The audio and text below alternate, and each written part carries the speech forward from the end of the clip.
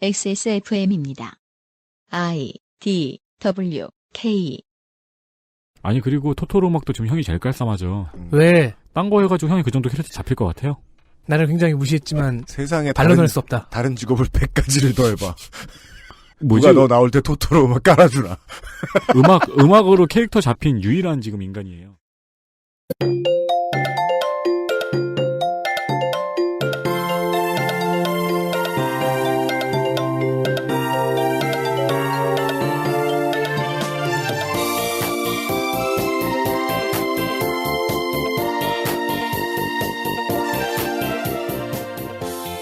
권선징악하는 현대인의 동화. 슈퍼히어로물의 주인공이 언제부터 계급과 가난, 자신의 사회적 위치와 권력의 부담감에 대한 고민에 얽혀 사는 우리와 예전보다 한층 비슷해진 캐릭터로 변모했을까요? 2017년 여름에 스판덱스 영웅전은 스크린에서 리부트된 스파이더맨에 대한 수다로 시작합니다.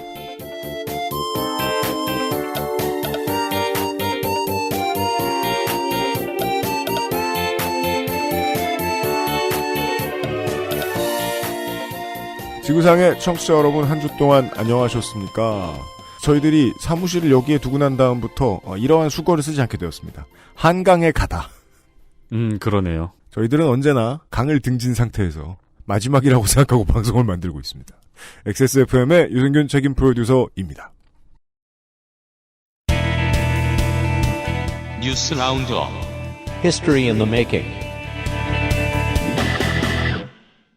순서를 좀 바꿔보지요. 에디터 윤세민 기자입니다. 네, 안녕하십니까. 윤세민입니다. 저번에 우리가 네. 그 오프닝 영화 바뀌면서 출연자들이 전부 다 그루브를 탄다고. 아, 그렇죠. 그 와중에 이 홍성갑 덕질 등이 가장 격하게 그루브를 탄다고 얘기했잖아요. 맞습니다. 방금 이 뉴스 라운드업 음악에 춤추는 거 보셨어요? 그니까 말이에요. 뭐가 문제일까요? 안녕하십니까. 사람은 뭐 흥이 많아도 괜찮긴 한데요. 왜 안녕하십니까. 어떤 사람의 흥은 용납하고 싶지 않을까요? 홍성갑 덕질인입니다. 네, 안녕하십니까. 네. 이번 주 뉴스 라운드업입니다. 네, 생리대가 문제가 되고 있습니다. 문제가 된 생리대는 깨끗한 나라의 릴리안 생리대입니다. 네, 릴리안이라는 브랜드가 있었고요. 이 네. 깨끗한 나라라는 브랜드, 회사를 모르시는 분들이 되게 많아요. 이 회사가 이 이름으로 바꾸게 된 지 지금 꽤 된 걸로 알고 있는데, 되게 제가 그래서 이번 일을 경험한 다음에, 이번 일이 이 뉴스에서 터진 다음에 몇 분들한테 깨끗한 나라 뭔지 아냐고 물어보니까, 그거 편의점 PB 브랜드 아니냐고 물어보시더라고요. 대한 펄프의 후신입니다. 그건 저도 지금 처음 알았네요. 그 IMF를 겪으면서 이제 부도 위기가 난 다음에 모기업이 바뀐 것으로 알고 있는데, 제지 사업을 시작한 지는 50년이 다 됐거나 넘어간 회사입니다. 저도 예. 제지사업 회사라고만 알고 있었는데. 네. 이 제품은 소비자들 사이에서 생리 불순이나 출혈량 감소 등의 부작용을 경험했다는 문제제기를 통해서 불거졌습니다. 네. 지난 3월에 여성환경연대에서 생리대 방출물질 검출 시험 결과를 발표한 적이 있었거든요. 네. 그 당시에 연구팀에서 국내에서 판매되고 있는 약 10종의 생리대에서 총휘발성 유기화합 물질. 이번 시즌의 주인공이죠. TVOC. 네. 이게 검출되었다고 발표한 적이 있습니다. 근데 당시에는 제품명을 공개하진 않았어요. 왜냐하면 시민단체는 법무팀이 없기 때문입니다. 그런데 소비자들 사이에서 릴리안을 사용하고 부작용을 발생한 사례가 특히나 많았던 거죠. 네. 생리대를 출시하려면 당연히 식약처의 심사를 거쳐야 합니다. 그렇습니다. 문제는 이 TVOC가 생리대를 통해서 인체에 미치는 영향이 아직 밝혀지지 않았다는 겁니다. 이 말은 즉 연구가 필요하다는 소리입니다. 이게 어찌 보면 피해자들에게 가장 청천벽력 같은 얘기죠. 즉 이 말은 규제 항목에 포함되어 있지 않다는 것이죠. 그래버립니다. 네. 그래서 제조사 측은 성분을 모두 공개하며 기준에 맞게 안전하게 생산된 제품이라고 밝혔습니다. 또한 제품을 한국 소비자원의 안정성 조사를 의뢰했고요. 그리고 식약처에서도 이 제품을 조사하겠다고 밝혔습니다. 그렇습니다. 제가 지난주에 계란 얘기 말씀드리면서 이런 말씀드렸었어요. 우리의 생활에서 계란을 피해가기가 쉽지가 않다. 네. 근데 제가 했던 말이 되게 머쓱해져 버렸죠. 그렇죠. 이걸 무슨 수로 피해갑니까? 네. 계란보다 이게 더 답답한 점이 찾아보면 찾아볼수록 정부가 서두르겠다는 말도 할 수 있고 정부가 서둘러서 무언가를 시작할 수도 있는데 시작해서 해야 될 것이 생각보다 명확치 않아 보이더라라는 거예요. 제가 이 사건을 보면서 제일 황당했던 게 그거였어요. 생리대 얘기가 에서 좀 빠지는데 팬티 라이너가 관련 자료를 다 뒤져봐도 그냥 공산품이에요. 따로 식약처를 거쳐야 될 일이 없는 거예요. 이걸 보면은 이제까지 되게 생리 관련 제품에 대한 인식이 정말 바닥의 바닥이었구나라는 생각은 많이 들더라고요. 지난주보다 더 암담한 환경 관련 이야기가 나올 줄은 정말 꿈에도 몰랐습니다. 네. 인류는 생리를 지금까지 계속 해왔잖아요. 근데 그 생리 관련 용품 혹은 제품에 대한 논의가 활발하게 이루어진 거는 10년이 채 안 된 것 같아요. 제 개인적으로는. 경험상. 쭉 돌아보고서 이상하다 싶었던 게 해외에도 이런 것을 디펜스를 잘 해본 사례 이런 것들을 찾기가 좀 어려웠다는 거예요. 네. 예.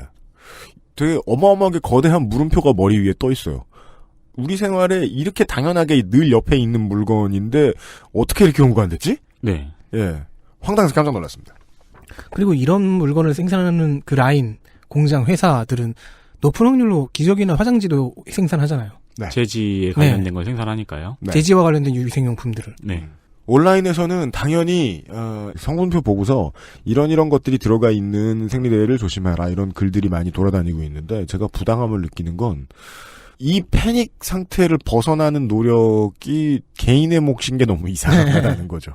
근데 그게 정부가 방관한 수준이 아니고 뭔가 전 세계가 방관했다는 느낌이 들어가지고 제가 지금 좀 이상해요. 그렇죠. 네. 이 일은. 네. 이 일만 특정적으로 생각하면 그렇고 또 다른 환경제품하고 연관지어서 생각을 하면은 최근에 우리는 우리가 모르는 성분에 대한 유해성이 갑자기 발표가 되면 떨잖아요. 그 발표가 되는 경로 중에서 가장 안 좋은 게 사용자가 발견하는 거잖아요. 그렇죠. 피해 사례가 누적이 되어서. 맞습니다. 네, 이번 사례가 그렇다는 게 굉장히 또 안타깝습니다. 맞습니다. 그 다음은 뭡니까? 우병우 전 청와대 민정수석에 대한 소식입니다. 우병우 전 청와대 민정수석에 대한 재판 중에 증인으로 나온 윤모 전 문체부 과장에 대해서 재판부가 직권으로 압수수색 영장을 발부했습니다. 제가 경륜이 짧기 때문일 거라고 믿습니다. 이런 건 처음 봤습니다. 네. 그래서 증인을 갑자기. 네. 예. 이에 검찰이 나서서 압수수색을 실시했고요. 내용은 윤 전 과장이 민정수석실 특별감찰관 관계자인 김 씨와의 접촉을 묻는 과정이었습니다. 증인의 증언이 이미 밝혀진 사실과 맞지 않고 또 증인이 이를 얼버무리며 대답을 못하자 재판부에서는 증인이 작년에 쓰던 전화기를 폐기하거나 전자레인지에 돌릴 수 있다고 하면서 바로 휴정하고 수색영장을 발부했습니다. 이게 왜 이례적이냐면은 그 재판들을 구경을 해봐도요. 증인이나 참고인이 나와서 얘기를 하는데 얘기가 좀 이상하든지 딱 봐도 건성이든지 안 하고 싶은 말이 있어 보여요. 네. 재판장은 보통 판사는 다시 말해봐라. 다시 잘 생각해봐라. 호혜의 원칙이죠. 혹은 위증이면 벌 받는다까지 겁은 줘요. 근데 잠깐 너 거기 있어봐. 쟤네 집에 가서 물건 다 가져와. 안 되겠네. 그런 경우는 저는 처음 봐요. 그래서 제 이미지는 그건 거예요. 이거는 이 판사가 법원을 대신해서 우병우한테 화를 낸 것 같다. 네. 재판부 좀 고만 무시하라. 네. 박근혜 최순실 게이트와 관련해서 이제 많은 판사들이 되게 힘들어하고 있을 겁니다. 이 증인들 나가지고 말도 안 하고 증인이라고 불러놓으면은 삼성의 임원이나 관계자 이런 사람들은 나오지도 않고 네. 재판부를 무시하는 경우가 너무 많단 말이에요. 그래서 물론 그냥 본능적인 권력 서열의 입장에서 이게 검사들한테 밀리면 안 된다 이런 생각을 해서까지 구는 건 아니겠지만 뭔가 참다 터져 나온 게 아닌가. 법원의 입장에서는. 특별감찰관 관계자와 몇 번 접촉했는가를 묻는 과정이었는데 맞아요. 증인이 작년 6월에 휴대폰을 바꿨단 말이에요. 근데 그 전에 쓴 휴대폰을 버렸다고 하니까 그냥 넘어갔어요. 검찰에서. 그래서 그것을 빨리 수색해서 찾아봐라라는 내용의 수색영장이었는데 네. 그건 검찰이 진작에 했어야 되는 일 아닌가요? 그렇죠. 우병우도 이재용도 최순실도 이렇게 전체적으로 약간 만만디 전략을 쓰는 느낌이랄까요? 그러니까 우리가 계속 배를 안 까는데 니들이 와서 까볼 자신이 있는 놈은 대한민국에 없다라는 믿음을 아직까지 가지고 있는 것 같아요. 네. 그게 해결의 실마리인 것 같고 그래서 지금 우병우 측은 여기까지 왔으니까 상황이 많이 불리해졌구나 이제부터는 좀 협조해야지라는 생각을 할지는 모르겠는데 그러라는 메시지를 지금 법원은 준 것 같다는 느낌인 겁니다. 나름 분기가 될 수 있을 것 같아서 소개해드렸습니다. 그 다음은요. 살충제 달걀 파동이 여기저기로 튀고 있습니다. 정부의 대처, 난가 코드의 허술함 등이 지적되고 있는 와중에 정부에서 사육환경 표시제를 시행하기로 했습니다. 네. 원래 2019년 시행으로 검토 중이긴 했습니다. 근데 21일 국무회의에서 문재인 대통령이 시행 시기를 앞당길 것을 지시했습니다. 아우, 식약처장이 오늘은 대통령이 짜증냈다 이런 말 안 했으려나요? 어제는 총리가 짜증냈다. 사육환경 표시 제도는 달걀 포장지에 밀폐형, 개방형, 평사, 방사 등의 그 사육환경을 표시하는 내용을 포장지에 표시하는 형태로 시행될 예정입니다. 네. 이런 일이 된답니다. 예. 인류의 생활환경이 어떻게 바뀔지를 걱정해야 되는 문제다. 지금 국가가 해야 될 일은. 네. 그런 수순 같죠? 네. 마지막은 뭡니까? 지난 대선 데이터 센트럴에서 자유학기제에 대한 이야기가 나왔죠. 네. 문재인 후보와 유승민 후보의 공약이 자유학기제 확대였습니다.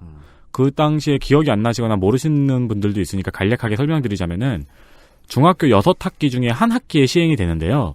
이 시기를 선택할 수 있습니다. 1학년 1학기에 할지 3학년 2학기에 할지.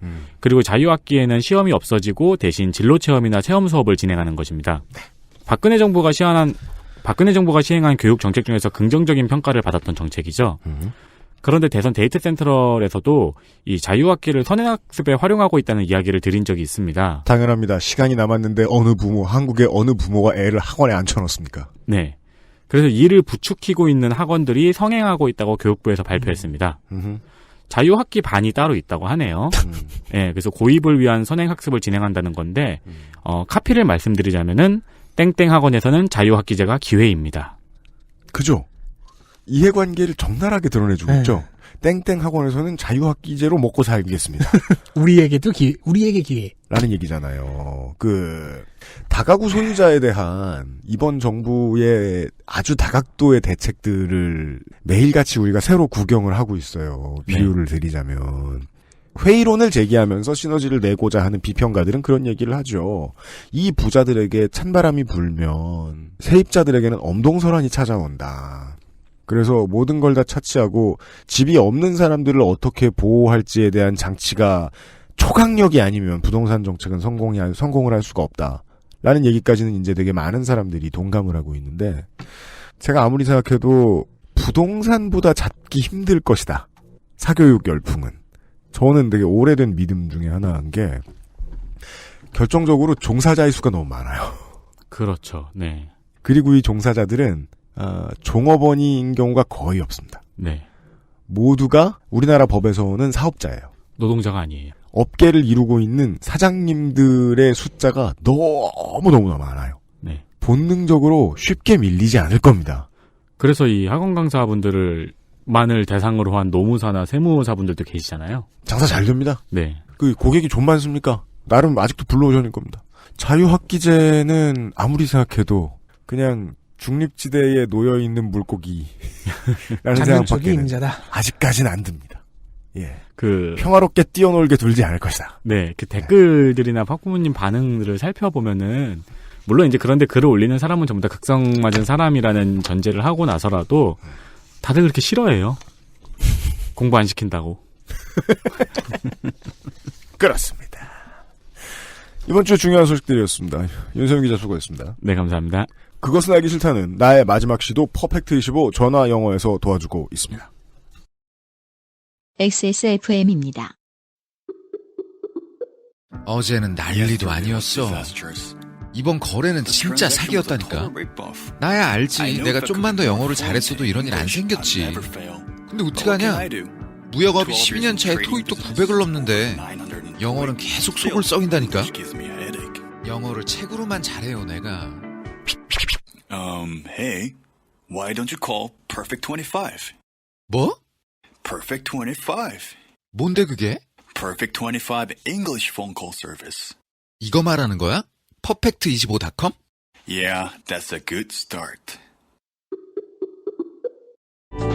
무거운 그래픽카드 혼자 끼우다 휘어집니다. 컴스테이션에 문의하십시오. 소주, 맥주, 와인, 그리고 술자리에 필요한 마지막 한 가지, 살아서 집까지 술친굼.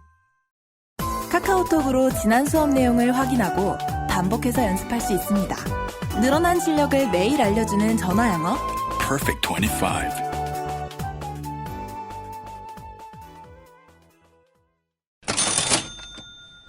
팟캐스트를 상업적으로 운영하면서 프로듀서가 가장 우려하는 부분 중에 하나입니다. 광고주 중 한 명이 PPL에 맛을 들였다. 그죠. 네. 네. 아니 자신의 끼를 우리 입을 통해서 발산시키는 거예요. 아니 근데 그런 부분에서 네. 우리 회사의 PPL 담당자의 권위는 굉장히 높잖아요. 근데 지금 이걸로 인해서 약간 흔들리고 있는 거, 위기에 처한 것 같아요. 아 정말요? 김상조 독점거래위원장이 고생을 좀 했어요 이번 주에. 안녕하십니까. 이거 내가 해야 되지? 네. 생각해보니까 저도 고생이에요. 그죠? 이게 퍼펙트25 전화영어 스타터스 킷이었죠? 퍼펙트25의 카카오톡 상담 창구, 아이디가 퍼펙트5x5네요. OX5입니다. 여기로 연락을 주시면 된답니다. 그 알실에 나왔던 표현을 텍스트로 보내준답니다. 정말 다각도로 써먹네요. 한 2년 동안 우리를 놀리고 안 써먹으시다가 아주 독하게 사용하고 계십니다. 여튼 혹은 1899-2538로 전화 연락을 주셔도 됩니다. 예, 오늘의 두 번째 시간. 언어학습은 공부보다는 훈련에 가깝다고 합니다. 하지만 처음부터 완성된 문장을 만드는 것은 물론 쉽지가 않아서 문법에 맞지 않을지언정 우선 머릿속에 맴도는 표현을 영어로 막 던지고 선생님을 통해서 정제된 표현을 얻은 뒤에 반복 연습해보는 게 효과가 제일 이때입니다.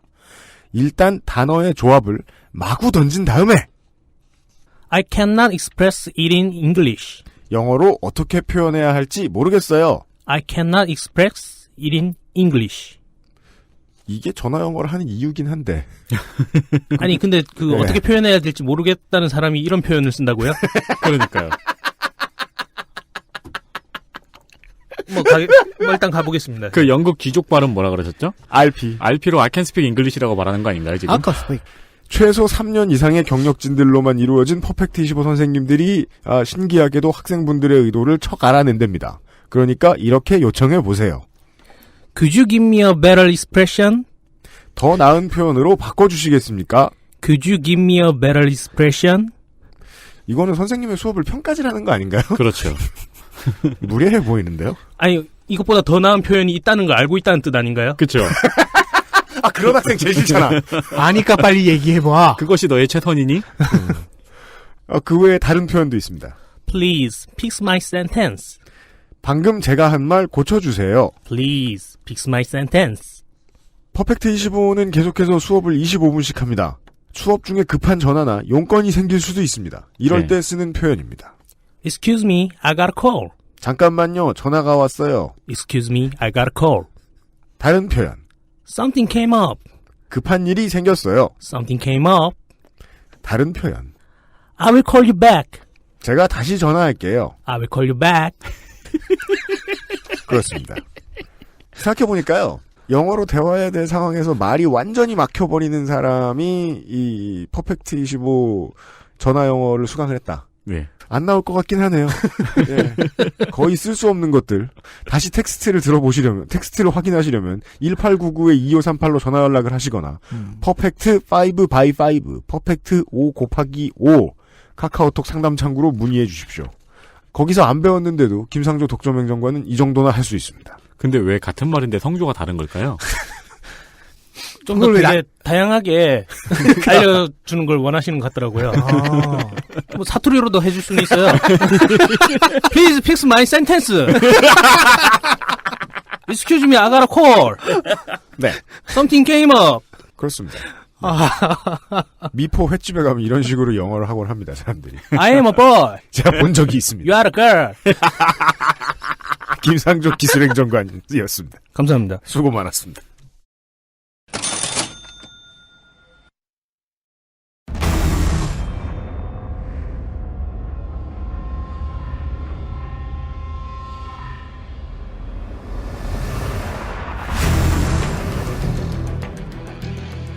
기본 교양, 슈퍼히어로 문학의 인해, 스판덱스 영웅전, 제10화, 스파이더맨, 평범함을 개척하다.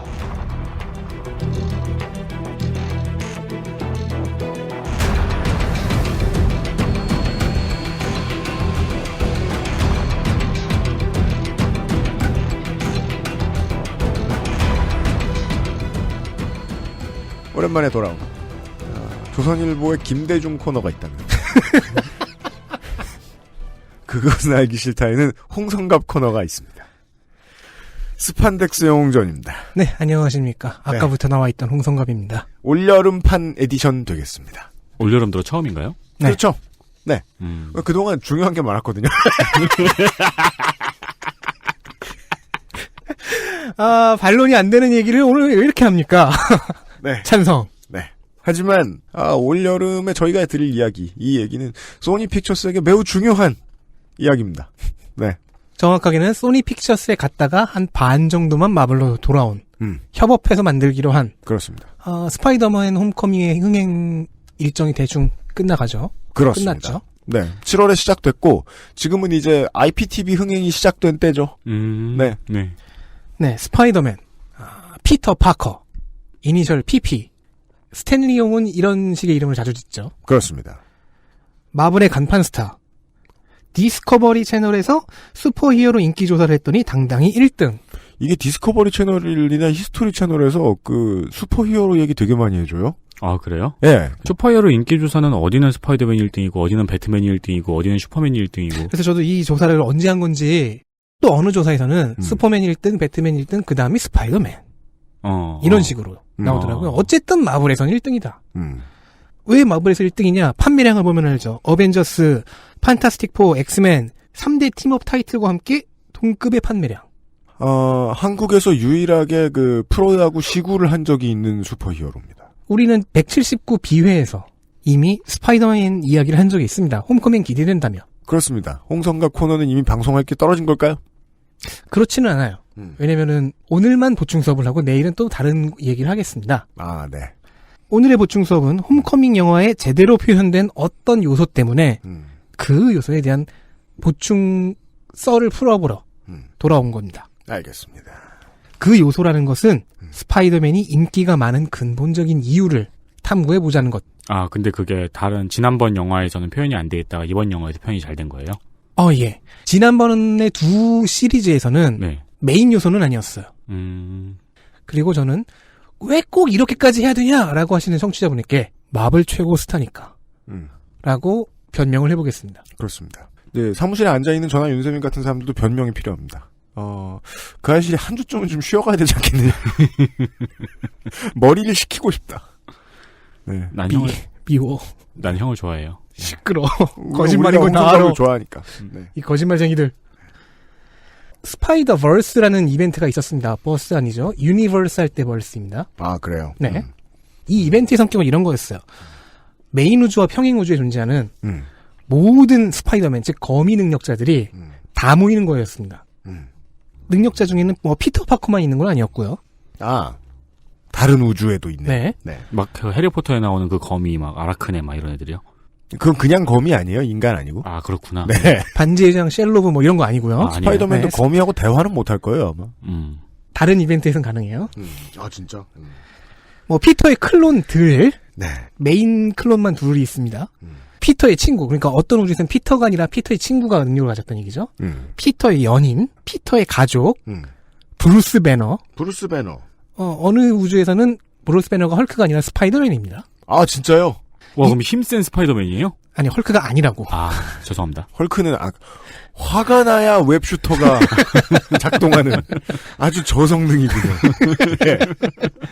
뭐 별 인연은 없는 완전 타인들도 있긴 한데요. 이런 식으로 모여들었던 그런 이벤트였습니다. 뭐 이 이벤트에는 마블의 메인 캐릭터 중에 스파이더 우먼도 있거든요. 제시카 드류라고 하는. 뭐 이 사람도 나오고, 그리고 뭐 평행우주에서 피터 대신 거미에 물린 피터 여자친구 그웬 스테이시. 아, 김전일이 여친이 있다면 아마 이런 꼴이 났을 것이다. 김전일이 첫 사건에서 죽고, 아, 다른 우주에서는 그웬 스테이시가 스파이더맨이 됐군요. 네. 김전일은 여친이 있잖아요. 아, 진짜요? 미유키가 여친 아니에요? 아, 그러면은 평행우주에서는 김전일이 첫 사건에서 죽고 이후로 소녀탐정 미유키가 되는 그렇게 건가? 될 수 있는 거죠. 네. 예. 그웬 스테이시는 통칭 스파이더 그웬이라고도 불리고요. 또 어떤 평행우주에서는 피터의 딸인 스파이더걸 메이데이 파커가 끌려옵니다. 근데 자식은 선천적인 거미 능력자. 아예 메이 숙모께서 거미에 물린 스파이더맨. 그럴 수 있죠. 그럴 수 있죠. 더 무서운 거는 이 버전에서는 그 메이 숙모께서 이미 나이가 많이 드셔가지고 네. 주름살이 쭈글쭈글하신데 코스튬을 입고 활동을 하십니다. 그럼 그냥 뜨개질을 잘하는 할머니가 되는 거 아니에요? 와, 근데 뜨개질을 실로 안 하는 건 그러니까요. 예. 야, 근데 이름에 존칭이 들어가 있는 슈퍼히어로는 또 처음이네요. 스파이더맨. 네. 스파이더맨의 인기를 실감할 수 있는 바리에이션이죠. 그러네요. 네. 이 중에서 몇은 실제 스파이더 그웬 같은 경우엔 자기 타이틀이 있어요. 요즘 나오고 있습니다. 인기도 꽤 좋아요. 아하. 빌런 쪽에서도 바리에이션이 있습니다. 스파이더버스에는 등장하지 않지만 그 샘 레이미 트릴로지 3편에 등장했던 베놈. 네. 스파이더맨의 어두운 버전이죠. 뭐 스파이더맨의 주요 빌런 중에서도 꽤 높은 수석을 차지하는 그런 빌런입니다. 공생체 즉 심비오트라고 하는 외계 기생생물이 들어간 빌런인데 네. 하필 처음 기생하신 채가 스파이더맨이라 이후 계속 스파이더맨의 능력을 그대로 쓸 수 있게 됩니다. 기생한 신체 주인의 욕망을 이용해서 움직이는데 1대부터 3대까지의 베놈들이 모두 스파이더맨에게 원한이 있는 탓에 그렇죠. 심비오트 자신도 그러니까 기생체 자신도 스파이더맨을 싫어하게 돼버립니다. 근데 이제 4대가 그렇지 않은 탓에 성격이 이제 변화하고 있어요. 베놈이라는 캐릭터가. 네. 맨 처음에 스파이더맨의 거울상으로 디자인이 된 빌런인데 이 빌런조차 히어로의 자작 안으로 끌고 들어오고 있는 거죠. 역시 바리에이션입니다. 모여서 사진 찍으면은 NBA 위대한 50인들 같겠네요. 그럴 수도 있죠. 네, 바글바글합니다. 그런데 뭔가 이상합니다. 거미는 뭐 정확히 벌레는 아니라지만 곤충이 아니라서 근데 대충 벌레로 인식되잖아요. 벌레를 모티브로 한 캐릭터가 징그러움을 넘어서 인기가 있는 이 상황은 약간 이상하긴 하죠. 물론 우리는 뭐 앤트맨도 흥행한 시대에 살고 있긴 있습니다만 네. 그때는 좀 얘기가 많이 달랐겠죠. 네. 어릴 때 개미보다는 거미에 대한 혐오가 좀 더 그럼요. 많죠. 어릴 때 개미는 갖고 놀아도 거미는 갖고 놀지 않잖아요. 그렇습니다. 갖고 노는 애들이 있긴 하지만. 그러니까 손가락에 올려놓고 그게 거미줄 뽑게 갖고 놀긴 하는데 만지고 놀진 않잖아요. 그리고 뭐 그러니까 돈 주고 키우는 거미, 뭐 타란툴라의 경우에도 저 손에 많이 올려놓는 건 타란툴라의 건강에 되게 안 좋다고 하죠. 그리고 스트레스를 많이 받아서. 핸들링은 그렇게 쉬운 기술이 아니죠 또. 그렇습니다. 핸들링도 어려운데 왜 히트했을까? 잠시 후에 알아보시죠. 그것은 알기 싫다는 거미가 많이 살고 있는 용산의 숨은 보석 컴스테이션에서 도와주고 있습니다. 그래요? 감옥 맨날 거미 줄 치우느라 고생이죠. 옛날에 98년에 저 알바이트 했을 때 그게 언제적이야? 20년 아니야? 카트 끌기 전에 거미는 없어지잖아요. 하긴요. 네. 언제적 얘기인데 바퀴벌레 얘기하고 있어. 그런 소리 하는 거랑 똑같아요. 그렇죠, 그렇죠. 네. XSFM입니다.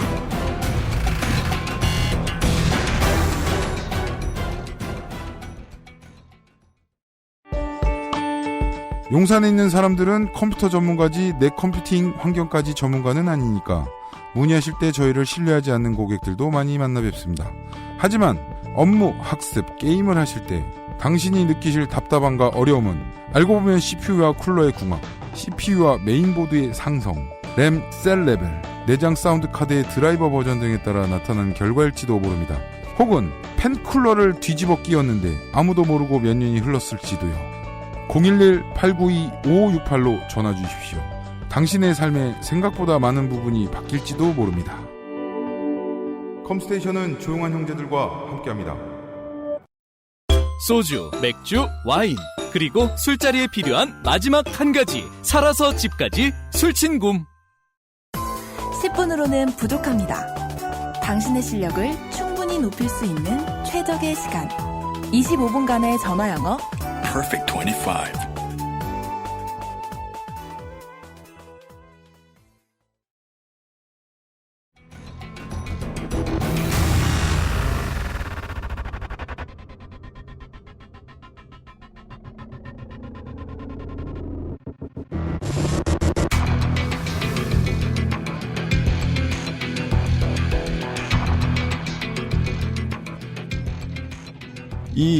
이제 심바이오시스 피기생 개체를 덮어쓴 무언가.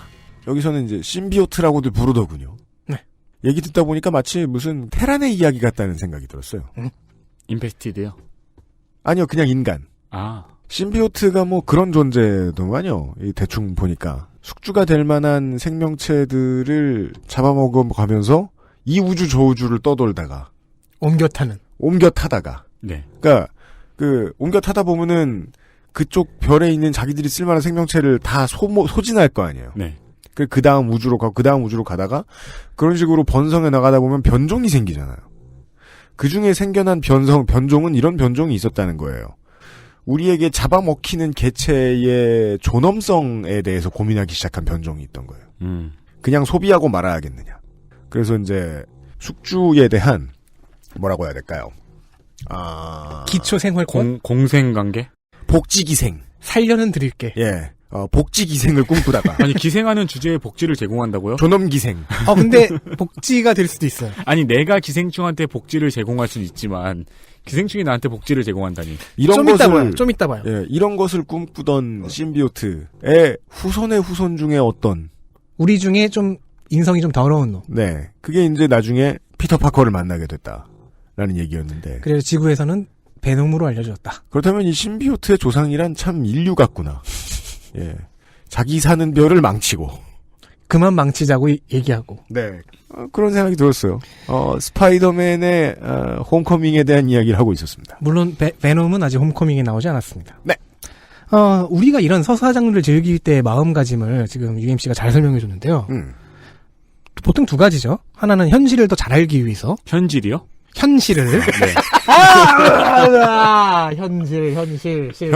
현실은 매뉴얼 안 봐도 할 수 있도록 도와줘요. 네. 게임에서 다. 네, 현실을 더 잘 알기 위해 새롭거나 바람직한 어떤 시각을 참고하려고 하는 경우가 있고요. 네. 혹은 현실을 잊기 위한 경우가 있죠. 네. 저는 세 가지 모두를 위해서 20대 때 알랭드 보통의 책을 읽어요. 세 가지 모두? 네. 새로운 내가 왜 연애를 못하는가를 잘 알기 위해. 혹은 연애를 안 해도 된다는 것에 대한 바람직한 시각을 얻기 위해. 예. 연애를 현실을 잊기 위해. 예, 맞아요. 저는 군대에서 나라를 어떻게 지켜야 하는가, 내 전투력을 뭔 얘기를 어떻게 끌어올리는가를 알기 위하면서 시간을 잊기 위해 묵향을 읽었거든요. 하지만 너는 현경에 이를 수 없어. 하지만 많은 것이 이루어졌어요. 서사를 즐길 때의 마음가짐은. 네. 대부분의 슈퍼히어로는 후자에서 출발을 하죠. 현실을 잊으려고요. 예. 근데 그렇지 않은 경우도 많습니다. 스파이더맨의 경우가 대표적인데요. 스파이더맨은 현실의 맛을 가감없이 가끔은 너무 과장해서 보여줍니다. 네. 그런 얘기가 있죠. 왜 게임에서 현실의 맛이 나냐. 라는 경구가 있죠. 한국에는. 그렇죠. 대부분의 슈퍼히어로는 잘 생각해보세요. 노동이나 일상에서 해방된 인물들입니다. 맞아요. 슈퍼맨이 기자 직업을 갖고 있지만 그거는 슈퍼히어로 활동에 도움이 되니까 갖고 있는 거잖아요. 네. 그렇죠. 슈퍼맨이 파업에 참가하거나 그러진 않죠. 그렇죠. 기자 파업이라든가. 그러니까 간절한 셀러리맨이 아니죠. 네. 그리고 브루스 웨인은 제가 믿건데 사업에는 무능력한 놈이에요. 사업을 안 해, 이 자식이. 그러니까 브루스 웨인이 배트맨을 하는 게 그 재단의 굉장히 큰 호재예요. 물론 배트맨 팬으로서 반대하고 싶지만 재단을 배트맨질로 매겨 살리고 있는 거군요. 그러니까 사업을 안 한다는 게 호재인 거죠. 그렇군요. 네, 그러니까 무능력한 사장이 하겠다. 오너 리스크가 없다. 네. 하지만 스파이더맨은 그렇지가 않잖아요. 네. 피터 파커라는 사람은 부모님이 일찍 여의고 네. 삼촌과 숙모 밑에서 자랐습니다. 그렇죠. 가정은 형편은 그렇게 좋은 편이 아니었고요. 중산층 이하였죠. 그런 환경에서 학교를 다니며 성적을 유지해야 됐고 삼촌이 사망한 이후에는 숙모와 함께 근근히 먹고 사는. 그 삼촌의 사망이 스파이더맨으로서 각성한 계기였죠. 그렇죠.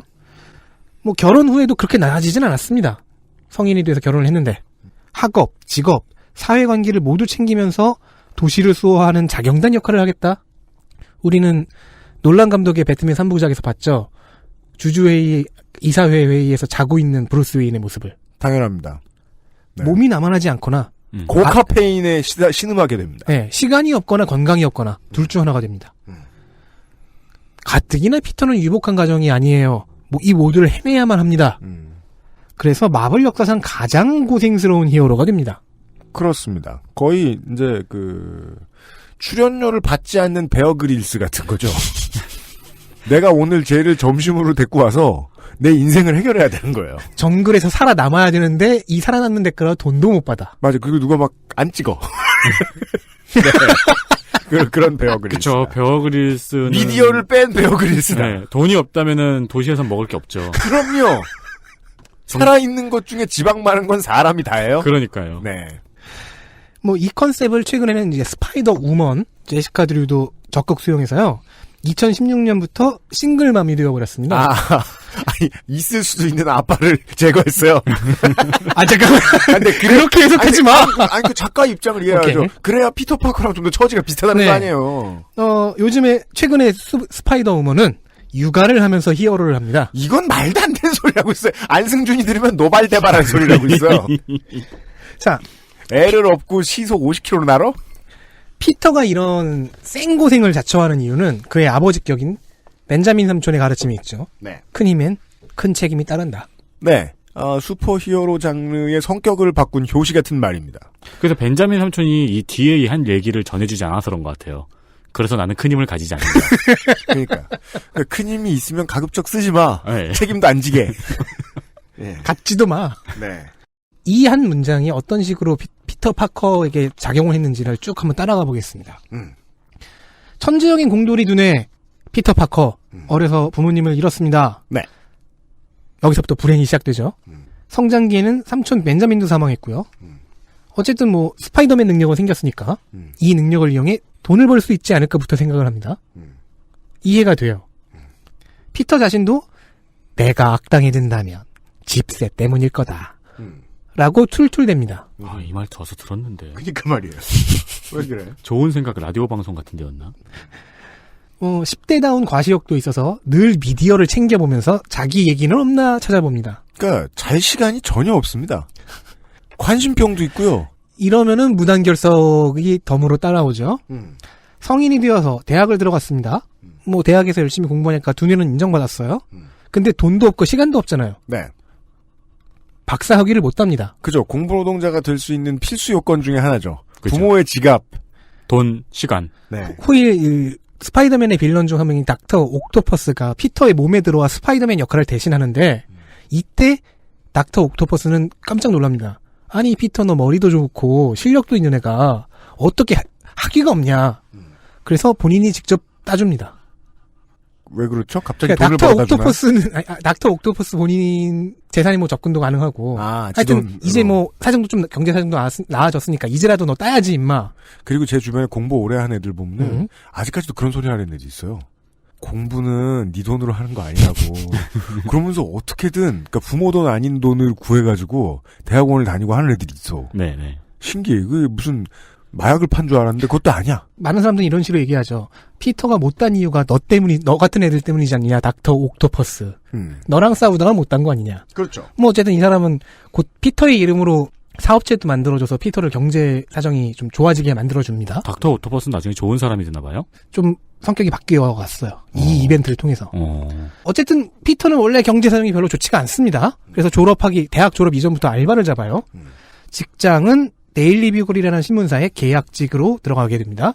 계약직 사진 기자인데 이게 이제 슈퍼맨과의 차이점을 스탠리가 가장 강조해 놓은 부분인 것 같아요.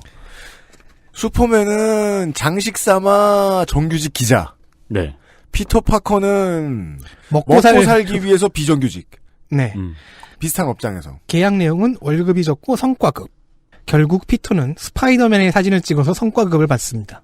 네. 셀카의 개념이 등장합니다. 지난 두 쪽에서는 이 두 가지 시리즈, 영화 시리즈에서는 샘 레이미 트릴로지와 어메이징 시리즈에서는 이 장면들이 그런 대로 잘 나오죠? 네. 맞아요. 거미줄에 막 사진기 걸어놓고 찍고. 네. 네. 그런데 이렇게 빡빡하게 살다가 보면은 실수를 하게 되죠. 그러면 불운은 더 많아집니다. 불행이 뻥튀기 되고요. 그래서 역대 만화 작가들은, 스파이더맨을 맡았던 작가들은 피터 파커에게 아낌없는 불운을 선사해줬고요. 네. 마이너한 용어지만 파커 럭이라는 용어도 생겼습니다. 아일랜드인의 행운 뭐 이런 거랑 반대되는 뜻이군요. 네. 그런 거 없다. 네. 그 생각해 보니까 재래의 슈퍼히어로들이 운이 없을 때는 지구를 구하다가 보통 운이 없는데 모든 생활에서 피터 파커는 연애하다가 시급이 센 일을 하다가 뭐 이런 경우에 보통 운이 없는 것 같더라고요. 스파이더맨의 서민적인 특징은 사실 이렇게 개인적 고생에만 있는 것은 아닙니다. 주변 인물들도 그래요. 초능력자가 아닌 친구들 캐릭터 흔하죠. 근데 이 친구들 캐릭터도 인기 있다는 것이 아, 인기가 있어요? 네. 아, 그건 신기하네요. 이게 이렇다는 거는 새 시대 티네이저들에게 인기 끈 작품이 됐다는 뜻도 되죠. 슈퍼맨의 로이스 레인이나 그런 캐릭터들은 보통 사이드킥으로도 기능을 하는데 딱히 사이드킥으로 기능하지 않는 친구 캐릭터들이 네. 인기가 있고 나중에는 사이드킥으로 온다든가 아니면 독자적으로 다른 이야기를 만든다든가 하는 식입니다. 그러니까 뭐 피광통키 맹태의 이야기 이런 거요. 그러네요. 우리 세대만 알아들을 수 있는 예를 들지 마. 아, 그런가? 왜 저 곧 범블비 영화 촬영 들어간대잖아요. 네. 피터 파커의 친구 캐릭터들은 히어로의 주변 인물로 기능하는 동시에 피터의 관계를 통해서 피터 파커라는 캐릭터를 좀 더 다채롭게 만들기도 합니다. 그리고 그 관계의 정체라는 게 너무 평범해요. 연인, 아내. 알고 보면 이 연인과 아내도 뭐 인생의 사랑 뭐 이렇긴 하지만은 알고 보면 고등학교 동창. 네. 대학교 동창. 이런 식입니다. 스파이더맨 이야기는 일반적으로 고등학교나 대학교를 그 시작점으로 삼습니다.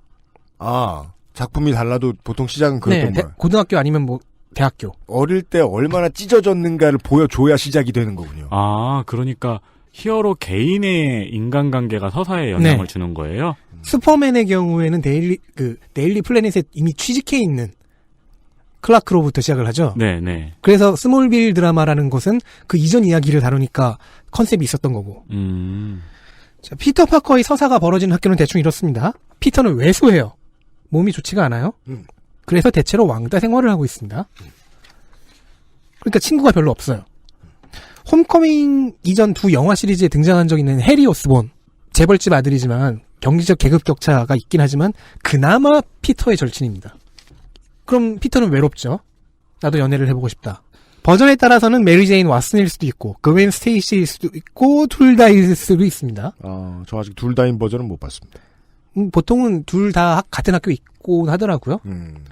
뭐 지난 회차에서는 179비에서는 MJ가 첫사랑이라고 얘기했는데 사실 좀 버전에 따라 다르더라고요. 네. 그웬일 수도 있고 MJ일 수도 있고 다른 여자일 수도 있고. 네. 이 유니버스의 개념을 안 접해보셨던 청취자분들이 이제 우리 방송을 듣고서 그냥 아무렇게나 생각해도 그 스토리가 어딘가에 있을 수도 있다라는 걸 아시게 되셨어요? 네. 뭐 이 두 사람 말고도 몇 명의 여자가 피터의 연인 혹은 썸녀인 적이 있습니다. 홈커밍 영화에서 학교 아나운서로 등장하는 베티 브렌트 그중 하나고요. 캐릭터는 샘 레이미의 트릴로지에서 데일리 뷰글에 근무하는 동료로 나옵니다. 피터에게는 이루어지지 못하는 연상의 그녀 같은 존재입니다. 이번 영화의 주요 히로인 상대역으로 나오는 리즈 앨런도 썸을 타본 적이 있고요. 이런 여학생들 주변에 이 여학생들과 친구인 또 한 명의 여학생이 있습니다. 이름은 신디 문, 한국계입니다. 신디는 후일 피터와 똑같은 코스, 그러니까 방사능 거미에 물리는 코스를 겪은 뒤 10년 동안 감금돼 있다가 세상으로 탈출해 실크라는 이름의 거미 능력 히어로가 될 운명입니다. 그리고 문블렌딩 커피를 마실 운명이네요. 그렇죠. 왜요? 신디 문이잖아요. 신디 문은 사실 문씨군요. 문재인 대통령을 예언한 것이 아니냐. 뭐야 이게. 자, 이런 사람들은 하필 뉴욕에 살고 있어서요. 우리 방송에서 이런 얘기가 나오다니. 넘겨. 네. 이런 사람들이 지금 살고 있는 곳은 뉴욕입니다. 네. 딱히 다른 지역으로 이사 가지도 않아요. 거의 뭐 세계 수도에 살고 있잖아요. 웃긴 이상한 농담 중에 하나죠. 네. 이사 안 가요? 예. 고등학교, 대학교, 사회 내내 피터는 이런 사람들과 우정을 맺으며 부대끼며 살게 됩니다. 뭐 딱히 여학생들만 잔뜩 설명했는데 학생 때는 뭐 깊게 이어지지 않는 경우가 대부분입니다. 왕따였잖아요. 신디문 같은 경우는 얼굴 정도만 알다가 나중에 친해지고 하는 경우가 대부분입니다. 이번 대선 이후로요? 네. 그래도 이렇게 여자 관계가 많은 걸 보면 왠지 좀 재수가 없게 느껴지죠. 그러면 왕따를 괴롭히는 일진이 등장합니다. 이게 학창물의 법칙이죠. 자, 보자고요. 친구라고 나왔는데 동네에 돈 많은 애. 나중에 걔랑 대립하기도 하는데요. 동네에 돈 많은 애. 학교 친구인 여자 친구들 썸 타는 상대 몇. 그리고 이걸 시기 질투하는 나쁜 놈. 원래부터 왕따였으니. 이건 슈퍼히어로물의 주변 인물들이 아니죠. 그렇죠. 보통 생각할 수 있는. 네. 이건 청춘물. 그러니까 제가 지금 이거는 이병헌 씨 데뷔작에 나오는 그 등장인물들 같은. 그러니까 약간 그런 느낌이네요. 마치 우리나라 만화판에 뭐 붉은매, 열혈강호 이런 것만 있다가 처음으로 나온 짱. 네, 그런 느낌. 근데 그건 약간 세미 판타지 같았어. 격하된 측면이 없다 할 수는 없겠습니다. 여튼 종래에 소개해드린 다른 작품들에 비해 그런 차이가 있다는 이미지를 소개해드리는 중입니다. 네. 예. 처음부터 타겟이 10대였군요. 그렇습니다. 쉬고 돌아오죠. 그것은 알기 싫다는 살아서 집까지 상쾌한 아침 술친구에서 도와주고 있습니다. XSFM입니다.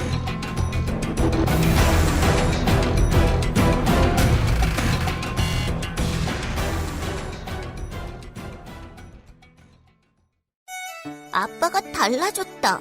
술 냄새를 풍기며 집으로 들어오면 자는 날 깨워 했던 말을 또 하던 아빠. 이제는 더 이상 날 귀찮게 하지 않는다. 아빠가 달라졌다. 자는 날 깨워 막무가내로 뽀뽀하며 볼을 비비던 아빠. 그걸 참을 수 있었던 건 그러고서 주는 용돈 때문이었는데 더 이상 날 귀찮게 하지도 용돈을 주지도 않는다. 아빠, 대체 뭘 먹은 거야? 몸, 마음, 지갑까지 날 지켜주는 술친구. 살아서 집까지 술친구. 카카오톡으로 지난 수업 내용을 확인하고 반복해서 연습할 수 있습니다. 늘어난 실력을 매일 알려주는 전화 영어. Perfect 25.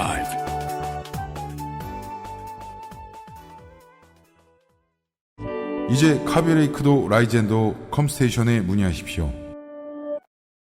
소주, 맥주, 와인, 그리고 술자리에 필요한 마지막 한 가지. 살아서 집까지 술친구.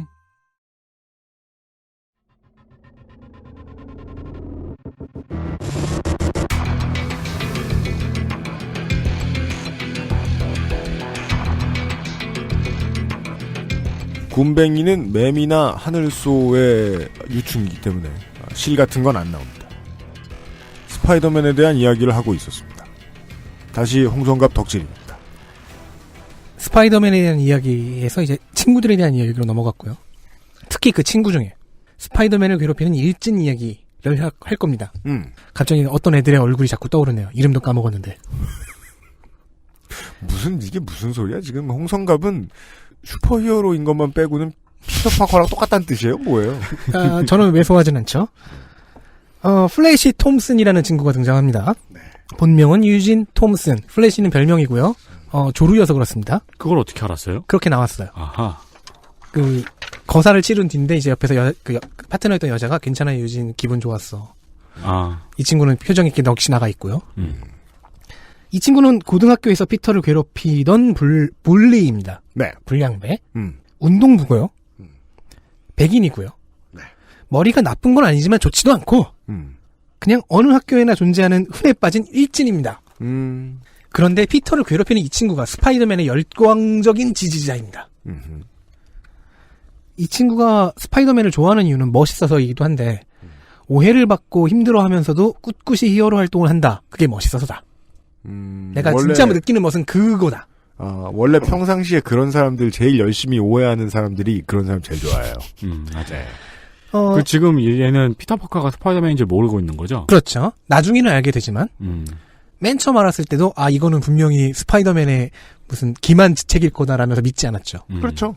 네. 대학에 진학하고 성인이 된 후에 조금씩 성숙해지고 그래서 피터와 화해하고 좀 친구가 되긴 합니다. 피터의 정체도 알게 되고요.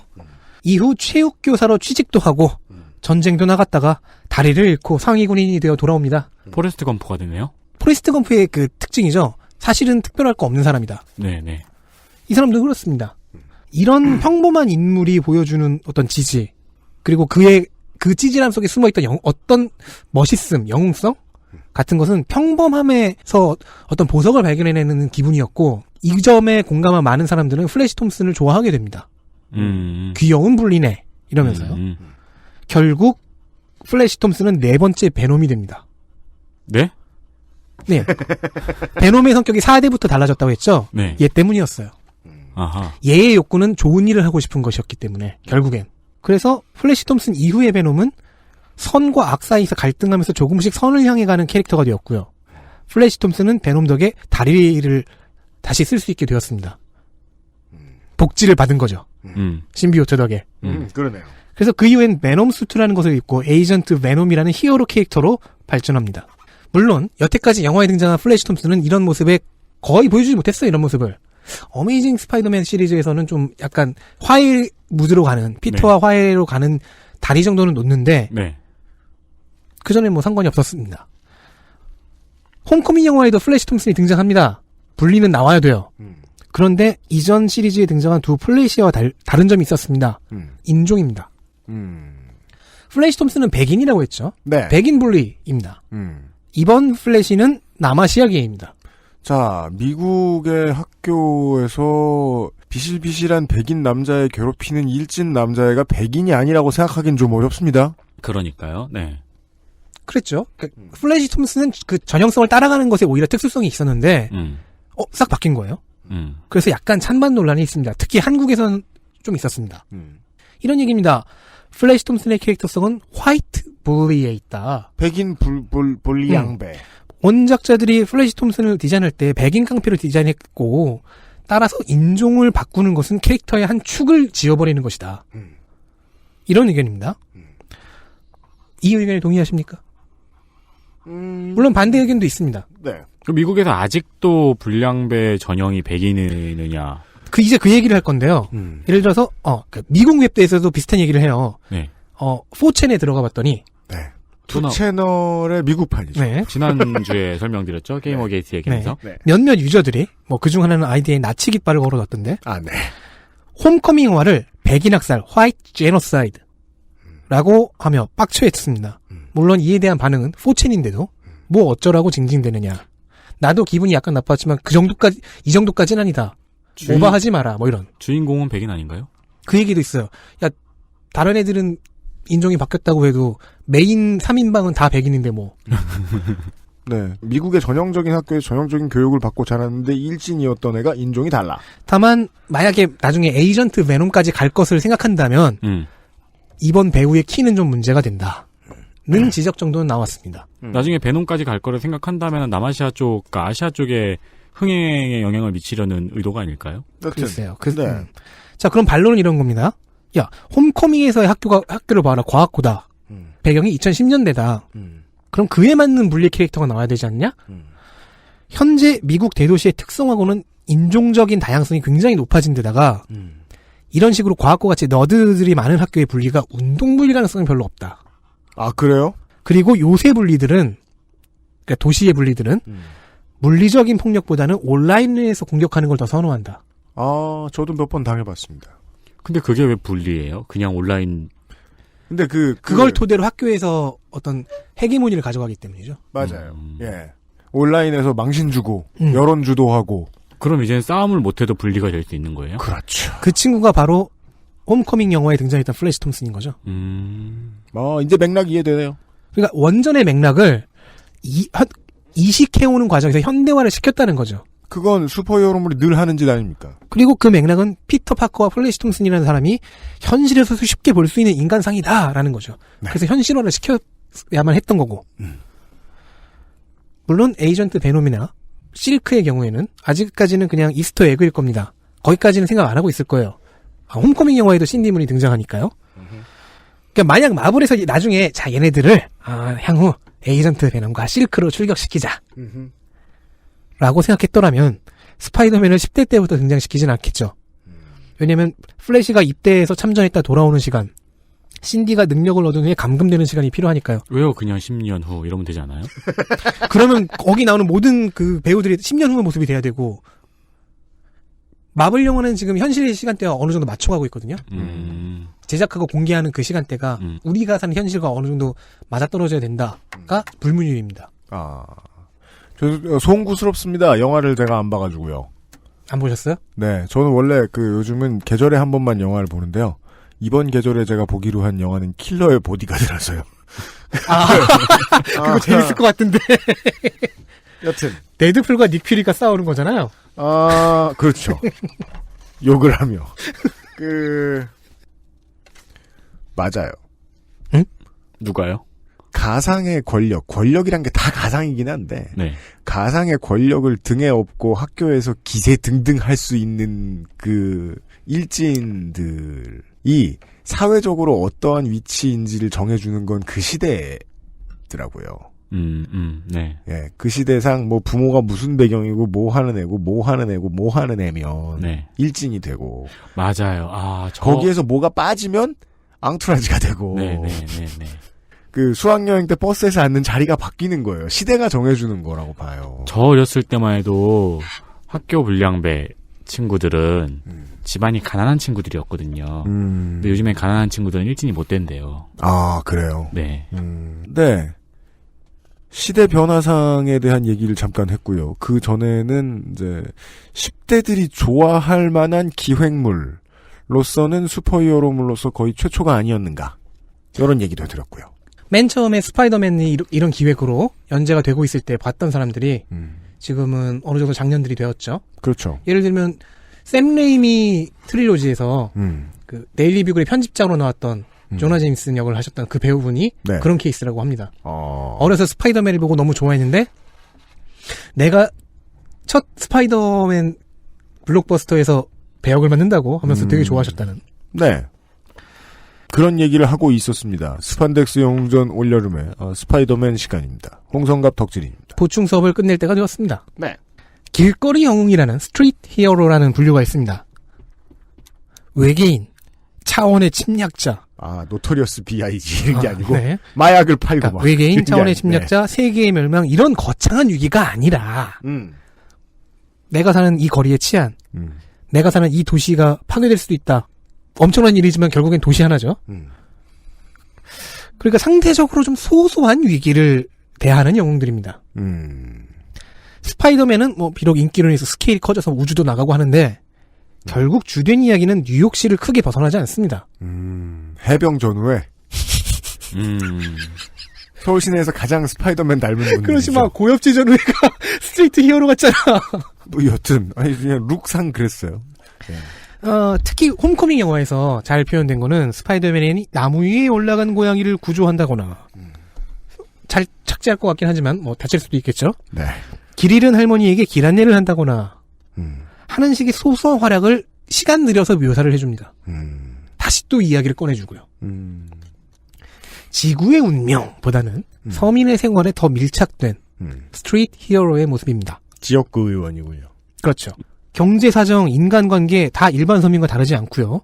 노동에서 해방되지도 면제되지도 않았기 때문에 먹고 살기 위해 노동을 해야 하는 그런 데 초능력이 있어서 일반 서민보다 내가 더 나아가야 되지 않느냐, 내가 앞에서 막아줘야 되지 않느냐라고 생각하는 바로 이 지점에서 스파이더맨의 영웅성이 생겨나고요. 이 마음가짐에 작용한 것이 큰 힘에는 큰 책임이 따른다라는 경구였습니다. 뭐 그래서 스파이더맨의 빌런 중에는 베놈 같은 거창한 애들 말고도 킹핀이라는 유명한 빌런도 있습니다. 그냥 단순한 조직폭력단 보스예요. 그렇죠. 이 킹핀의 위치가 되게 시간이 갈수록 애매해지죠. 그 카리스마는 훌륭하고 능력도 좋은 유능한 빌런인데 본질은 깡패예요. 깡패 두목. 다른 빌런에 대해서 비해서 너무 그 위치가 되게 애매해요. 그냥 깡패 두목이라서. 별 위협이 안 되잖아요. 그렇죠. 그래서 더욱더 그 돈이나 영향력을 이용해서 다른 악당들을 고용하고 하는 식으로 가죠. 자, 이 킹핀이 그런 카리스마 넘치는 성격 덕분에 다른 히어로의 타이틀로 출장을 나간 적이 있습니다. 같은 뉴욕에서 활동하는 히어로의 만화책으로요. 그리고 그 타이틀을 피해간 위기에서 건져내기도 했습니다. 데어데블 이야기입니다. 아, 데어데블에 나가서 데어데블의 흥행을 이끌었어요? 네. 아하. 내일의 예고인가요? 그렇습니다. 네. 간만에 마음 편하군요. 서민적이고. 안 그래 보이는데요? 아니에요.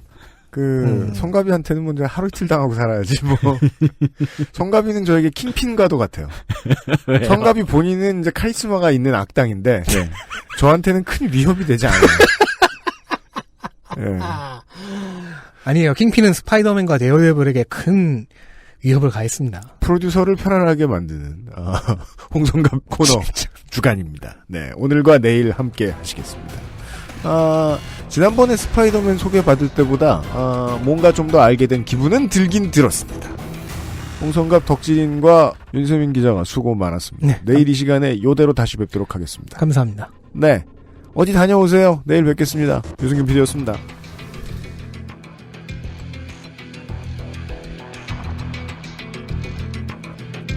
XSFM입니다. I, D, W, K